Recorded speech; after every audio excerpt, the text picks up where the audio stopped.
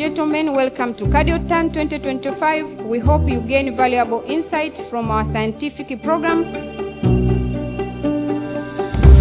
It is a profound honor to stand before you today at the launch of CardioTan 2025, an event that marking a culminating of years of dedication and collaboration in cardiovascular care. To this moment, one theme has remained the center of our mission: the power of collaborative effort in strengthening cardiovascular care across Africa. How can we collaborate all together and build those kind of lab? When we are thinking about how to give a lot of good techniques and technologies, how to treat cardiac disease, how can we make those minds that can come with a new solution which no one have seen on the globe? That's our request also, the area we think we can collaborate.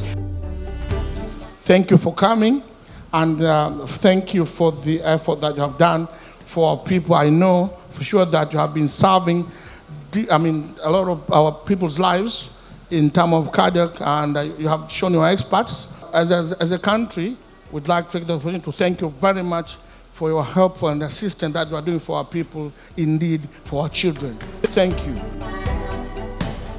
Taasisi hii ya Jakaya Kikwete inaenda kuokoa Afrika katika masuala ya moyo.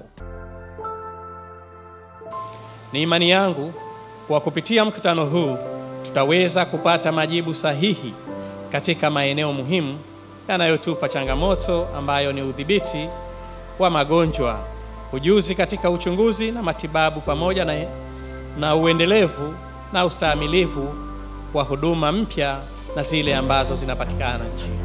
Sasa kwa heshima kubwa na kwa niaba ya Rais wa Jamhuri ya Muungano wa Tanzania, Mheshimiwa Dr. Samia Suluhu Hassan, napenda kutamka kwa mkutano huu wa kimataifa wa magonjwa ya moyo wa Afrika nimeufungua rasmi.